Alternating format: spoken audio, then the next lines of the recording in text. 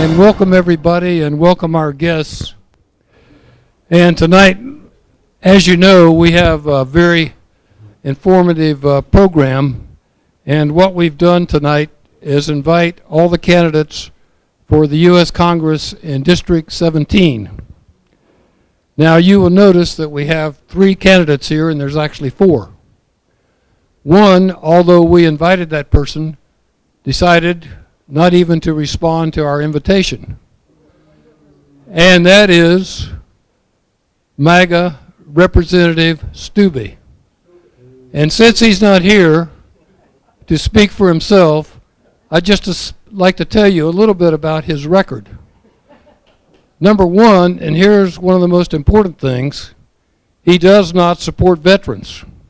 And we need to let the veterans community know that. He has very expensive ads running in the entire district claiming how he supports veterans. He does not support veterans, and the best example is he voted against the PACT Act. Most of you know what that is. That's that act that helps VA treat sick and wounded soldiers after they were exposed to toxic substances. And there's a lot of them that are very disabled. Many of them have died because of that. And our representative voted against it. Worse, he has endorsed a rapist and a fraudster because he's a MAGA candidate. That's what he's for. What he stands for is taking away our freedoms.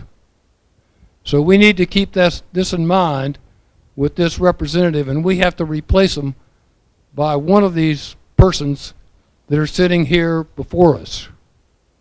And that's so critically important because if we don't stand up to MAGA now, if we don't repudiate MAGA 100% and put them behind us, the consequences are grave.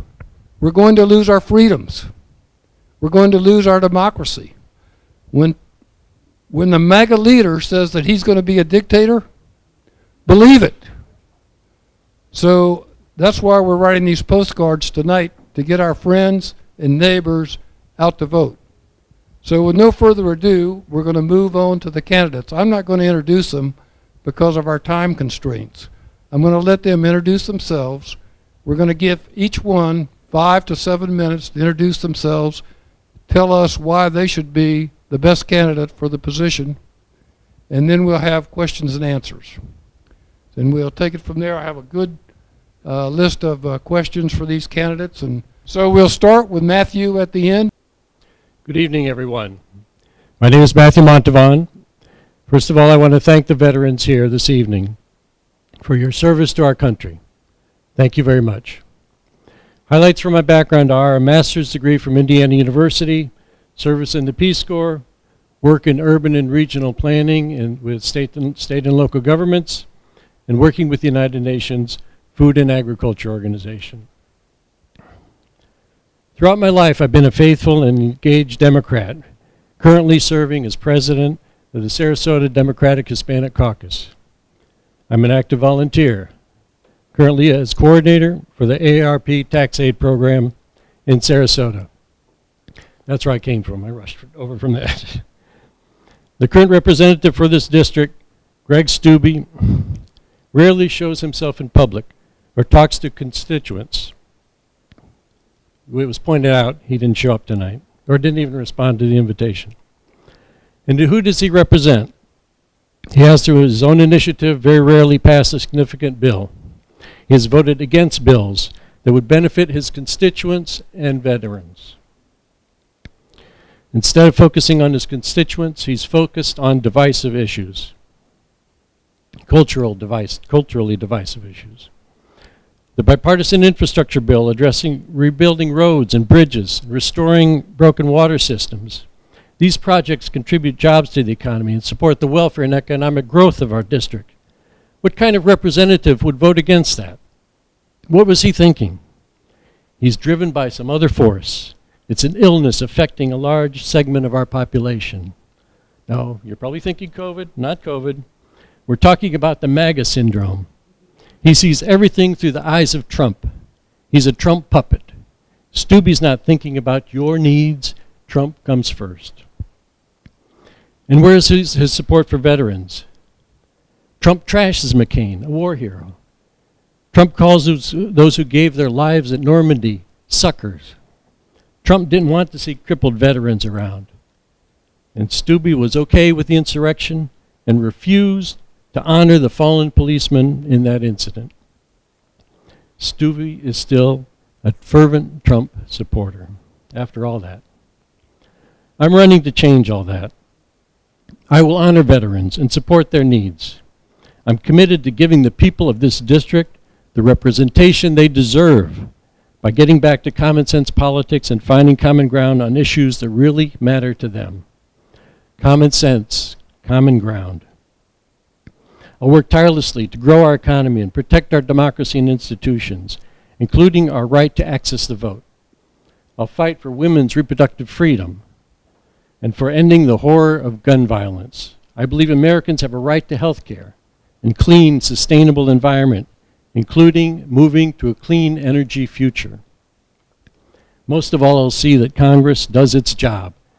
People in this district are sick and tired of the Republican chaos and dysfunction in Congress. There may be some who say, I don't know America because I have been living many years outside the United States.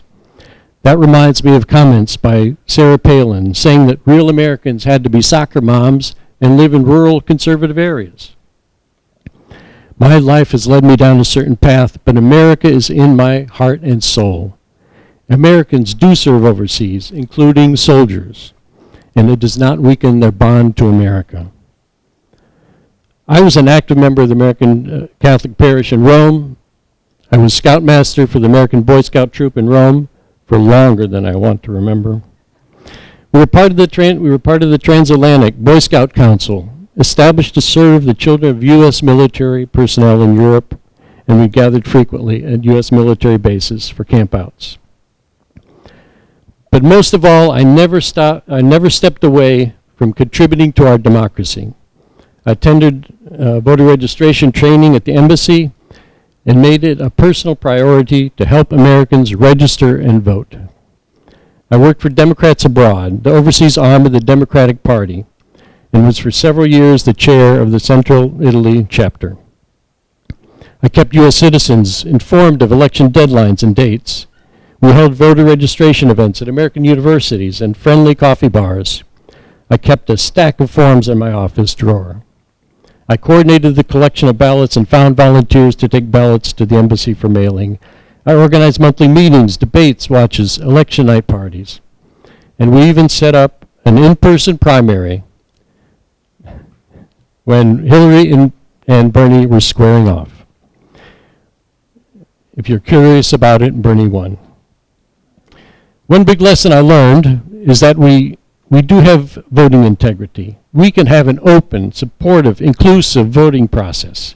We can vote by mail from Sarasota, from Rome, from Berlin, from Timbuktu. We must engage our citizens in the democratic process rather than establish difficult and prejudicial barriers to participation. I stand for voter access and will work to pass the John Lewis Voting Rights Act if elected to Congress. While we're on the subject of, I'll skip that. Features that distinguish me are my extensive public administration experience, both nationally and internationally. My work experience has given me insights into the workings of state and local governments. My experience living and working overseas and working with the United Nations has given me a unique perspective on our place in the world. I quickly adapt to very different and challenging work environments. I could build relationships and rapport with people, understand where people are coming from, and find common ground. Common sense, common ground. I have the background including government experience, valuable international perspective, and solid negotiation skills. I'm tenacious and determined, and with your support, I will turn this seat blue. These qualities will contribute to making me an effective congressional representative, ready to serve you. I am your candidate. I ask for your endorsement and your volunteer support. And you know campaigns are expensive. They're daily expenses, but I'm also raising $20,000 to set up a campaign of Youth Corps to collect petitions and canvass on my behalf. as well as to promote engagement in the election. Your contribution will support my campaign and will be very much appreciated. I also ask that you sign my petition and take a few to your friends. My website is montavonforcongress.com. Thank you very much. Good evening. I'm Andrea Doria Gale. I'm a mother, a stepmother, and a grandmother of 6. I ran in 2022 against Greg Steube when another candidate dropped out very late in the game. I stepped up for District 17. I did better than any first-time congressional candidate in the entire state with no name recognition. I even beat Charlie Crist's numbers. I matched Val Demings. I am your best and strongest candidate to defeat MAGA Greg Steube. I have experience, extensive experience. I was Hillary Clinton's statewide Deputy Operations Director in Tampa in 2016, and IT Director. I have volunteered on President Joe Biden's campaign in 2020. Actually, I should have gotten paid for what I was doing. I was working with his advance team, a good friend of mine that we both worked on the Clinton campaign. He became Joe Biden and Kamala Harris's lead advance man, setting up events throughout the country. So I worked with Lawrence. He also got Raphael Warnock elected twice. So he was working both ends, burning both candles, and I was helping him out here down in Florida during the pandemic. I was out knocking on doors when no other Democrat was. The Republicans were out there, but there were few and far between as far as the Democrats went. My experience on political campaigns goes back to the 1980s. I've actually been a fan of Joe Biden since the 1980s. I think historically he's going to go down as one of our greatest presidents. He's brought NATO together when Trump tried to take it apart. And as the man next to me said, Steube's voting record is abysmal. It's a very simple voting record, though, you see. He's been my rep since 2018, okay? And he was also my state rep before that. When Trump was president, okay, he voted for everything, okay? Bipartisan bills, if there were any, which there were few and far between. But as soon as Joe Biden became president, it wouldn't matter how it would benefit his constituency. I have a list of at least 25 bills that would have benefited this district that he voted against. Most importantly, on my campaign previously, I highlighted the PACT Act.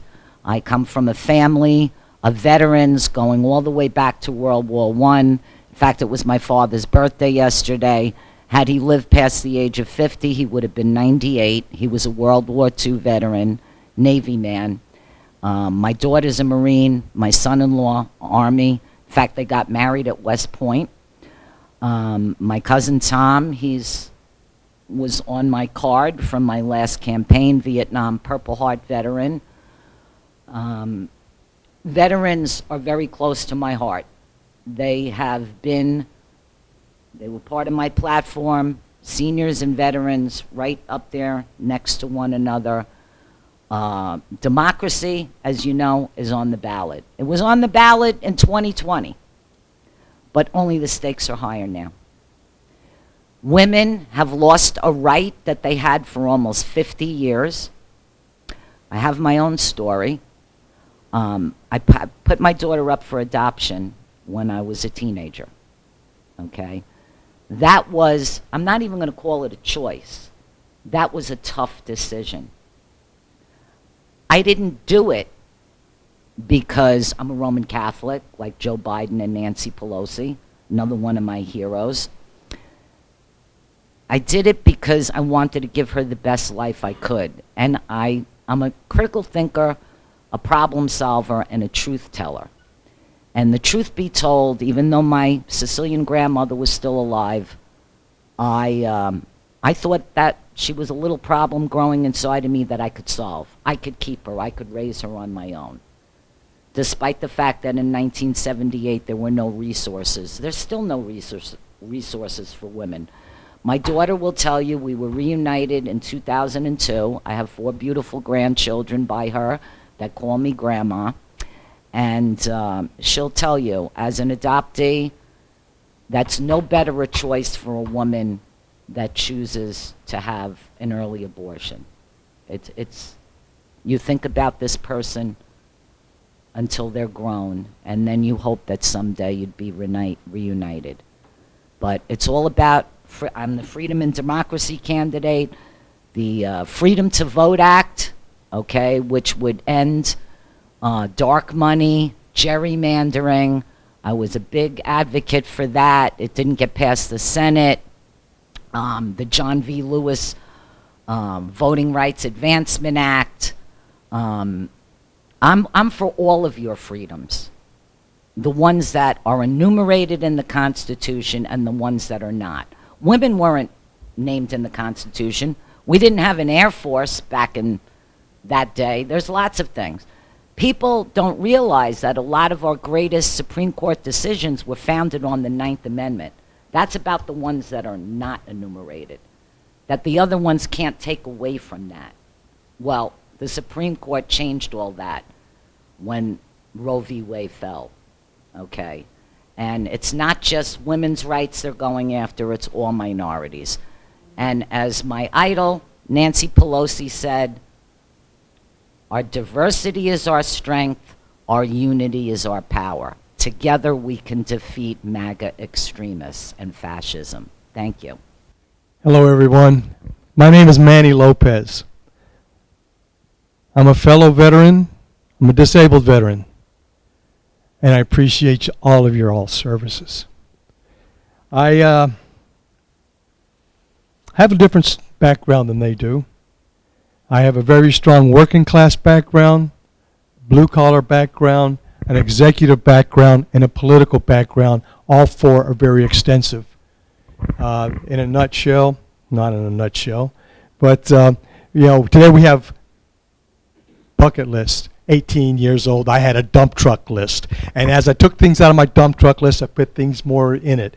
I wanted to experience life in general.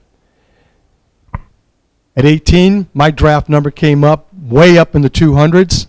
I didn't go to Vietnam. But I wanted to serve my country anyway. And at 33, I enlisted. And I served my country. Unfortunately, I got hurt in a nasty way. But I'm here. And I am a veteran, and I believe in the veteran issues, the causes for veterans. And I can tell you that politically, which is what this is about here, I served on the school board. I was appointed to the Port Authority of Monroe County. I served on the executive board of the Central Texas Economic Development Council, which dealt with all kinds of agencies up and down the state and out in D.C., and did that for 3 years. So I have a very broad base of politics. I was president of the Young Democrats and organized a countywide issues convention, overseeing 21 task force simultaneously. And I did the board of the Port Authority Board, Young Democrats, overseeing 21 task force, managing campaigns and various other things politically. I did all that while I was homeless. And I say that because as a homeless person, I wasn't just out in the streets just trying to get things by or just making things ends meet. I sacrificed myself for the cause of democracy. I believe in democratic principles, the principles of democracy and our freedoms. I believe in them, I act upon them, and I sacrifice a lot for those ideals. I believe in for the people, liberty, and justice for all, equality. On the issues, now let me back up. Steube, you heard enough about Steube. Steube needs to be gone. He is a serious threat to our democracy and our freedoms because he takes his directives straight from Trump. He votes along whatever Trump says. So he has to go regardless of who wins this election. So please, support the person who's going to be taking down Steube. Look around, that's me. Okay? I am the strongest personality. It's going to take a strong personality to take Steube head on. I'm a reasonable person. I listen to facts, and I act upon them. But you have my card. Take a look at it, especially the back. On the front it says common sense governance, civility in Congress, compromise, getting to know the other side personally in a friendly way. That will go a long ways working in Congress. It's an art that's lost, but I work by it. On the back of the card, you'll see some of those basic principles of democracy that I believe in. As your congressman in Washington, D.C., I will follow these principles and the voice of the people. That will be my guide and light as your congressman. On the issues, I want to rebuild the middle class, protect our environment, protect our democracy, women's choice, immigration reform, fight for veteran issues, and some reasonable gun safety. Just reasonable. Our children need to be protected. The number one killer of youth is weapons, most of them in school. So we need to end that. Those are the top issues that I am for. There are many other. Freedoms. I believe in fighting for freedoms. Freedom of choice, women's choice, voting rights. Voting needs to be made easier, not harder. And everybody should be able to vote. You know, LGBTQ rights and choice of jobs, euthanasia. Those are rights, individual rights, choices people make based on their life, what's going on with them. And it's a family decision, it's a personal decision, it's not a politician's decision on any of those issues. I am here asking for your vote and support to take Steube head on, to get him out of Congress. I'll take him head on. I'm already taking him head on. I've spoken in front of county commission meeting in Sarasota to get them corrected about that $261 million that's coming to this district that they're giving him credit for and praises for. All he's doing is spending it, but he did nothing to get it in here because he voted against everything that brought that money in. So I've already been up to the county commission and said, get your story straight to the public, because they're trying to make him sound like a hero, and he is a goat. So, you want Steube gone? Vote for Manny Lopez. Thank you. Okay, the next step is we're going to go down the line with questions, and so we'd appreciate holding your answer to 2 minutes, and we'll take it from there, and we'll start with Matthew at the end of the table. Why do you think you could beat Steube? I think it's come to a point where a lot of people are dissatisfied with what's going on. There's a lot of Republicans that are tired of the Trump MAGA love affair. They want reasonable government, and I think there's a lot of people, the NPAs, who are just a lot of people who've dropped out of voting. They're not inspired. They don't know where to go. And they say whatever they do, it's a mess. I think we have to convince people that we could build a coalition of disaffected Republicans, independents, and Democrats to turn this place around. People are tired of the whole DeSantis and the prejudicial legislation going against gays and people who make their other choices, the restrictions on abortion, all these types of elements that are, and this ignoring the environment. I think there's a lot of things happening that people are ready for a change, and if we could approach those people, find common issues such as the woman's right to choose, such as improvements to the environment, I think we could build a coalition that will want to change and will vote for a anti-Steube candidate. Thank you very much. As I told you before, I've already taken on Greg Steube. I jumped into a race in 2022 when no one else in this district would step up. I couldn't see him running unopposed. I never stopped building that coalition. I didn't disappear after I lost the election. In fact, I've been trying to build a coalition in Florida since I got here in 2015. I've been in the community. Okay, Steube only came along in 2018. There were other candidates that were running for the position of the U.S. House, and I was focusing running on other campaigns. But I learned a lot. I'm the best candidate to beat him. I took on all of his issues. If you look at my website, not much has changed since 2022. Like I told you before, only the stakes are much higher. What did Nancy Pelosi say? Our diversity is our strength. Our unity is our power. Right there on my card, it says right at the top, I can build the coalition between independents, or NPAs as they call them in Florida, Republicans and Democrats. I have friends and family that voted for Trump. But guess what? They told me, I'd vote for you any day, Andrea, because you tell the truth. Okay? I'm honest. You may not always like what you hear, but I'm going to tell you the truth. And I'm a problem solver. I do get things done. I spent 37 years in research, working for a not-for-profit in public health, funded by the National Institutes on Health. That's what we did. We did research. We solved problems. I was also the IT director. I formed a union in my workplace in 1987. I get things done. I can't speak for the other candidates on this stage. I never heard of them until this summer, either one of them. Haven't seen them involved in the community or what's been going on here since Trump hit the scene in 2015. That's why I'm your best candidate. I think the question is how and why we're going to beat Steube. I am the strongest candidate to take him on. But it's more than that. I too am an achiever.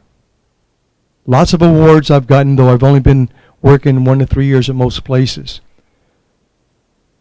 I've got an environmental award that I got when I taught at King Middle School. It's from the Sarasota Bay Estuary program. It's part of a national awards program. It's my last real job. But I've gotten awards all over the place where I've worked because I am an achiever and accomplisher. But how am I going to beat Steube? By getting a lot of Republicans on my side. I'm already doing that. The no parties, the independents, they'll come here, we'll work with them. But I've been going to coffee shops where the Republicans hang out at. I go to hangouts where the Republicans go to. I'm already talking to them. I have found a way to talk to them, get their ear, and get them to go like this and say, you do have some good points. I do like some of the things that you say. There's a lot of people who do not like Steube right now in the Republican Party, I can tell you that, because he hasn't served the people. He's only on the extreme right of the Republican Party. He doesn't serve the rest of the Republican Party, and they're very upset with him. And I'm crossing a bridge already with those voters that are Republicans. So draining some of the Republicans, getting the no party affiliates, and getting your support will take Steube down. Take him down hard where he won't realize what really happened until it's over with. Thank you. The next question for you, good candidates. Do you have an experienced campaign manager? Just work down this way. Okay. For those of you looking for an activity, I am looking for a campaign manager. Right now, it's a mom and pop operation. My wife's over there helping out. She just came out of eye surgery. But I do need a campaign manager, somebody with experience. I'm doing the nuts and bolts, and so is my wife, that's needed by a campaign. But it's taken me away from dealing with the people directly, having to do the essential nuts and bolts. So I would appreciate anybody that would like to work on my campaign. On that petition that you all signed, there was a list of things for volunteers. Feel free to fill them out.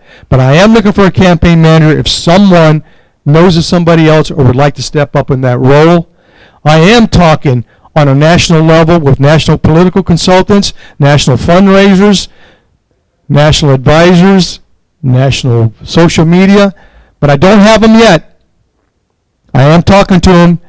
I have them lined up, but it's going to take money to get them on board. And the consultants that I have heard, it's going to take a professional staff to take down the mega party in November. Get this financial support. We will take Steube down. I do not have a campaign manager. Do I look like an easy woman to manage? What I need, I actually have some ghost campaign managers. Maybe one of the persons you heard me mention earlier. So yes, I do, in effect, have a campaign manager. A few of them, actually. What I really need is some good ground organizers. I need people that want to knock doors with me, okay? And do it my way, okay? Just like I did back when I was knocking doors in Pennsylvania for Obama. I mean, I go way back doing, that is still the proven method to reach voters and to get people to vote for you. Obviously, campaigns don't run on air. When I stepped in 2022, there was very low voter turnout in Florida. So I had to put up my own, there wasn't enough time for me to collect petitions. I put up $20,000 of my own money.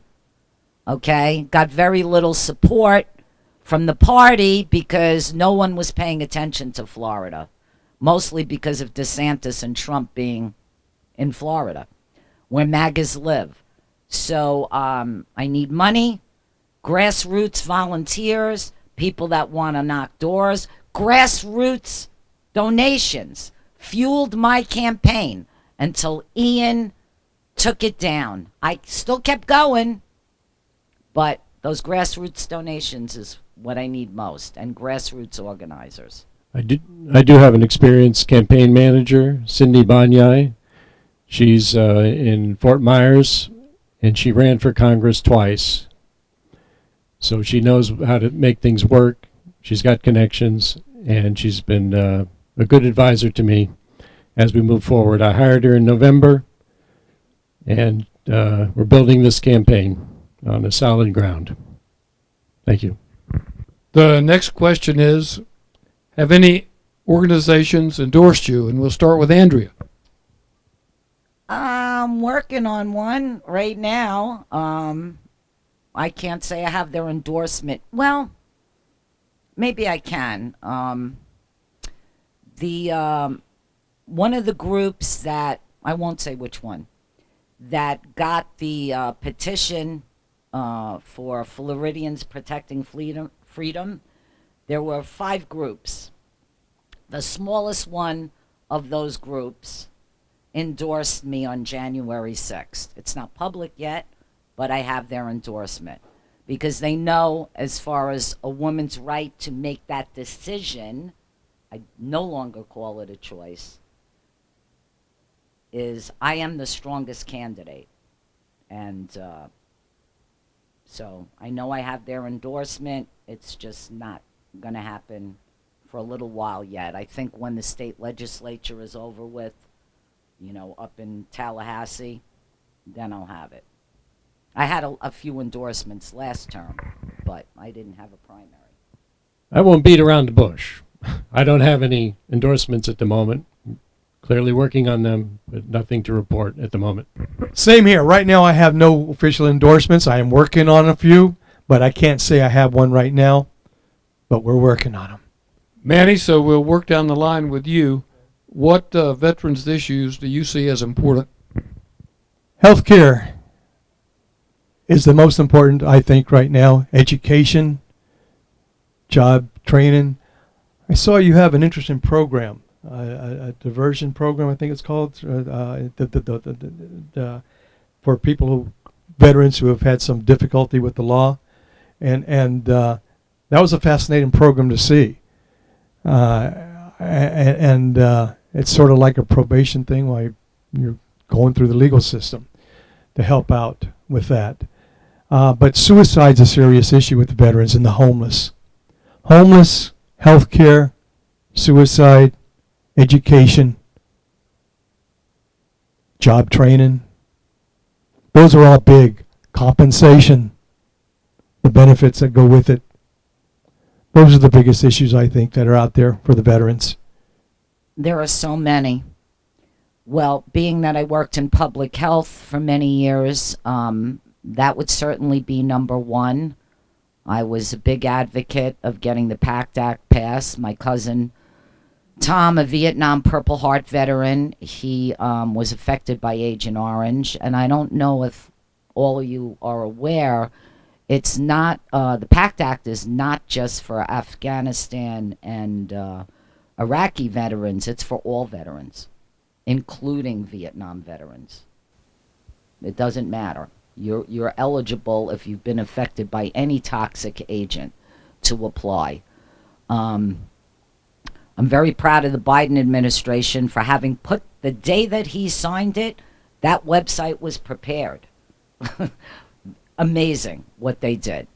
They did a phenomenal job. And we know that President Biden cares very deeply about veterans, having a son, Bo. Mental health. My first husband was a Vietnam vet. He suffered from severe PTSD, which caused him to be an alcoholic, and a lot of suicides. They're making improvements with mental health, but there's just not enough providers, even for the general population. So I would put mental health and, as the top two. And homelessness, certainly, we have a large population. I actually volunteer for the Homeless Coalition in Port Charlotte, and I actually was a homeless teenager just before I actually got pregnant with my daughter. I was homeless for 6 months, actually living on the streets, subway. This has already been mentioned, and I think a lot of us see it. One of the biggest problems probably for veterans is the mental health issue. That treatment that's necessary, and as a result of the mental health, so many end up on the streets or facing suicide. So I think that's a primary area that has to be addressed. I think just the general health question has to be considered too, and constant monitoring of the VA, make sure the programs are being delivered efficiently and effectively to all the veterans who need it, and a constant revisiting of what the needs are. I'd hate to bring it up because it's kind of a far stretch and it's a little bit futuristic, but I think we also get into some wars we shouldn't be in. And when we think of that, it's easy to raise the flag and go fight in some place. And I'm thinking Vietnam and Iraq, without a clear idea what we're doing. And it's creating more veterans.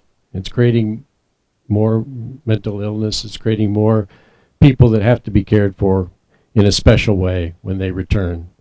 So I think that's an issue. It's not directly treating the veterans of today, but it's thinking about the veterans of the future and where our country is going.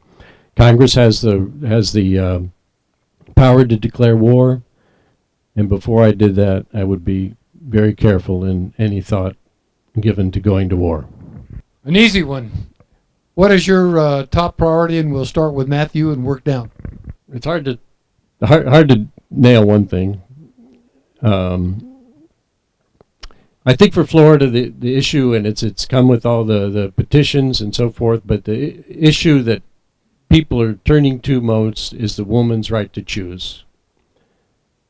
It was settled 50 years ago in Roe, but now it's back again, and it's a whole new fight.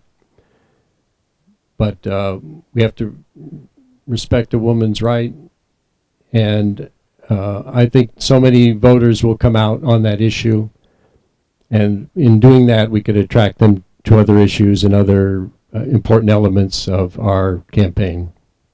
Same top priority I had last time, defending our democracy. Because without our democracy, it's not going to matter. Nothing else is going to matter. Somebody else is good. The dictator, the autocracy is going to set the price of your groceries. They're going to decide when you get health care and how that's delivered. So, you know, we still have a democracy, thanks to Joe Biden. But can we keep it? How far are we willing to go to defend it? Remember when I said our unity is our strength? Or I didn't say that. I'm quoting Nancy Pelosi. Our diversity is our power. You know, we've already got groups with all their freedoms. Little by little, they're taking them away, just like the Nazis did in Germany, that my father fought in World War II. They're banning books. They're taking away LGBTQ rights. They've already taken away a woman's right to that so personal decision that government and anybody without a uterus has no goddamn say-so in. Enough is enough. Let it end now. Let's get that Amendment 4 on the ballot. Let's get Democrats, NPAs, sane Republicans. Let's get them to the ballot box and let's take our country back. The choice is big to pick one. But if I had to pick one, as I've been asked to do, rebuild the middle class. Now, rebuild the middle class is very simple, but it's a very broad umbrella. Very broad umbrella to rebuild the middle class. We're talking pharmaceuticals. We're talking insurance. We're talking many issues that affect the economy, Social Security, Medicare. Unions, getting stronger unions again. They had a good year this past year. All that is going to help rebuild the middle class. Living wages have come up. We need that. And the veterans, getting them out of the streets into jobs would be great. But all that works on rebuilding the middle class. Strengthen that economy. Make it strong. Make it strong from the bottom up. And another easy one. What do you view as our nation's biggest issue? And we'll start with Andrea. Once again, our democracy. That is our number one issue. We have a former president that is now threatening NATO alliances, that Russia should take them over. There are other countries where, Italy, actually. Italy, Germany, and Japan, up until about a year ago, were the top 3 democracies in the world. And do you know what they have in common? We fought them in World War II. Okay? We're like, I don't know if we're number 4 or 5 or whatever. I mean, we have flaws. We've always had flaws, but we got to keep working at it. And we have to defend it and protect it. We need a third reconstruction in this country. We started making great strides in the 60s, in the 70s. And then Reagan hit the scene. We started little by little to go backwards. So, yeah, that's our biggest challenge right now, because if you don't have that, you got nothing. I don't always agree with Andrea, but I agree on this one. Our country's really facing the biggest threat. It was said by a person, we're on the verge of the apocalypse. Our laws seem to be broken down. Trump has been able to abuse our laws, and that then becomes the standard for a lot of people. And you've got perhaps 40-50% of the Republican Party that says they're in a different world. They still believe Trump's president. And if Trump does become president, you could imagine the types of things he would do, the people he would knock out. He would clear out the bureaucracies and put his own people in, and be a hotbed of corruption and lies. So clearly, we have to win this election. We have to shut that down. And if we could have a Democratic victory, turn this state blue, turn other places blue, have a super majority or a great majority in Congress that is blue, we could restore things to how they should be. It's a real threat. Trump won't live forever, but for now he's a grave danger to us, and we have to shut him down quick. Gene, you're right. This is an easy question. Protecting our democracy. Unanimous across the board. Because it is the most important thing out there right now for our country and our government. Trump's in, democracy is gone, autocracy's in, and we lose in a big way. We need to be fighting hard for that. Every presidential election, you say this is the election that matters. Well, in reality, this is the one that matters the most to our country and our democracy. And Steube is part of that. We have a winnable race here against Steube. There's two people that's going to beat Steube. Me and Steube himself. Because he has laid a path that people do not like. He is a Trumper all the way, a mega guy. And if we don't get him out, he will still be there fighting for Trump. And if we don't get Trump out, we're going to be fighting for our lives. And Manny, we'll start with you this time. How would you address climate change? There's a lot of issues in climate change. My top issue in climate change is clean water. There's a lot of development going on in this state, and we do not have the water right now as it is to sustain this kind of growth. Our estuaries are hurting. Red tide is killing. Gentleman out here earlier told me that when we had the red tide surge there for a couple of years, Sarasota County lost $100 million. There he is. Thank you. Lost $100 million in revenue because of the red tide. Red tide is a natural occurrence, just like a lot of the other climate issues that are out there. But we are accelerating the negative changes by the things that we do, things that we put in the air, things that we put in the water. And if we don't change that,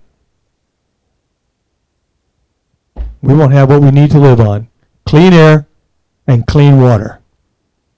Well, as the newly elected president of the Sarasota Democratic Environmental Caucus, this question's right up my alley.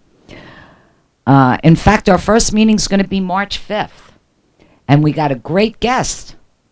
The guy who started the whole clean water petition in Florida to get it on the ballot. We didn't make it.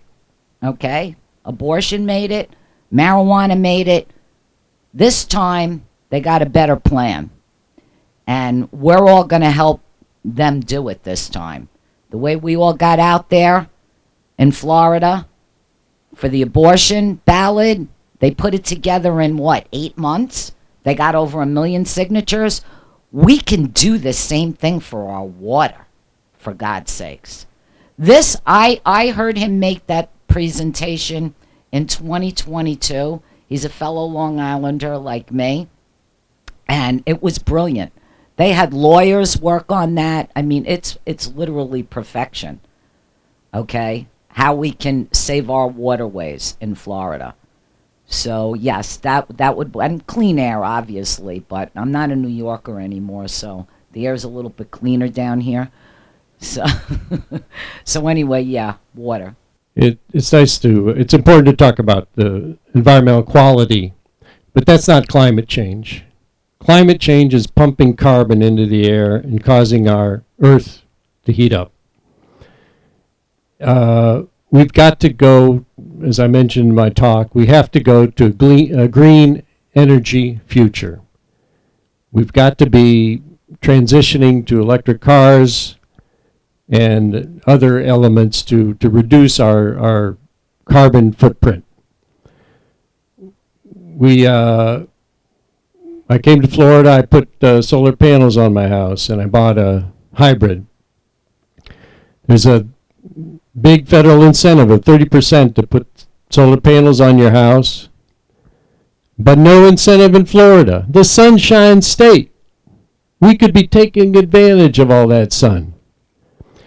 And part of the problem is, and this is a little out there, maybe you haven't heard of it, but I think the electric company monopoly has to be broken up, because they are restricting the development of alternative energy. They say they've got their panels, but it's all under their control.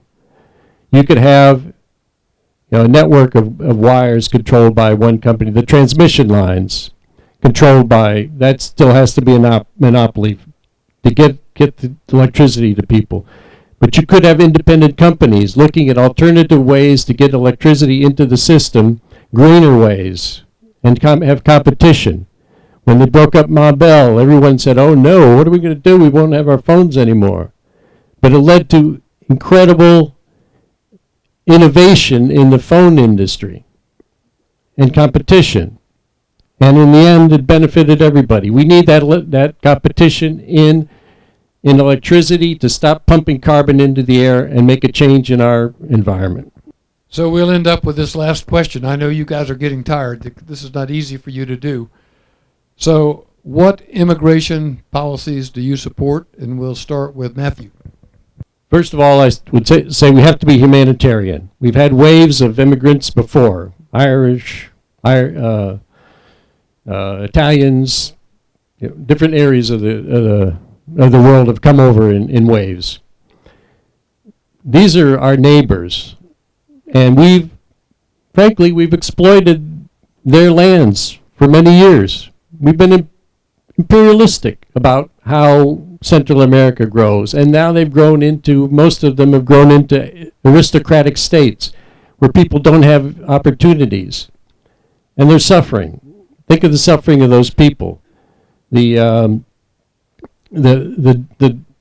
drug cartels, autocratic governments where people don't have liberty, climate change where they've got too much rain, not enough rain, and they've got excessive storms.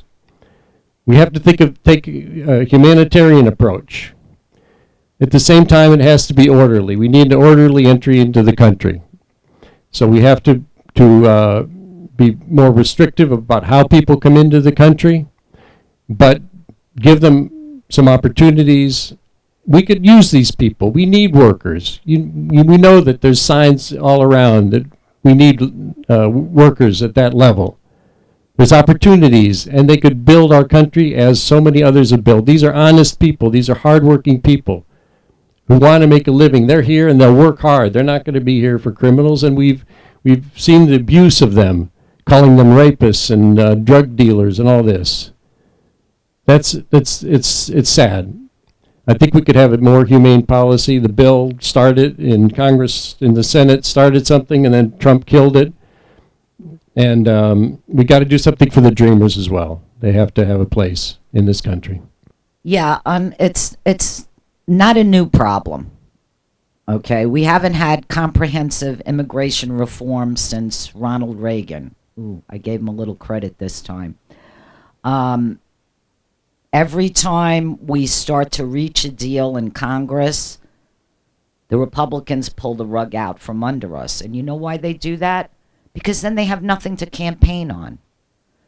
Okay, I believe, Obama really tried his hardest with the Dreamers. The parents of the Dreamers, unfortunately, he lost big time on, and a lot of them were sent back to their country. I think that was wrong. I think first we need to address the Dreamers if we're going to talk about immigration. These are people that are grown now, that were brought here as little children. They own homes. They're contributing to our society. They're doctors. They're lawyers. They have mortgages. We can't just ignore them. Yeah, we got a problem at the border, but the best way to address that is put more resources into these countries that they're fleeing. Okay, put more DEA agents like we used to have down in South America. In fact, I wanted to be a DEA agent at one time. And let's get to work. Let's get these people what they need. Look what's going on in Venezuela. This has been going on a long time in Venezuela. So that we need to address it at the root and shore up our security, yes, but they're human. No human is illegal. Period. It's not illegal to claim asylum in this country. Immigration is a very complex, intertwined issue. Border security, I think we need to tighten the border up very tight. I'm very much a hardliner on border security. We have 3 borders, Canada, Mexico, and we forget about the Caribbean nation. And you're right, we need to invest in those places to make them more sustainable within so they don't want to come here. But we cannot afford to sustain every country that's out there that needs help. We have to take care of our country first. But we do need to offer help. Inside the country, the immigrants that are here, yes, the Dreamers need to be citizens. 70% of immigrants that have been undocumented immigrants have been there 10 years or more. They are proved productive to society. They should also have citizenship. Easy paths. Asylum seekers, process them quickly, get the equipment that we need to get them processed, judges, facilities, get it wrapped up, make it a quick, easy process to citizenship, help them become citizens, but make that border very tight. Thank you very much. I really appreciate you candidates coming out tonight and working with us and educating us on your positions. And it's so important for people to run for office and to try to protect our democracy. And it's appreciated by all 3 of you, win or lose.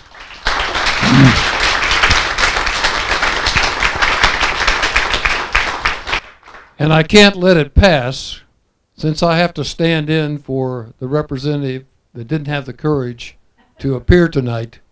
We need to support these candidates against somebody who's determined to take our democracy, determined to take our freedoms.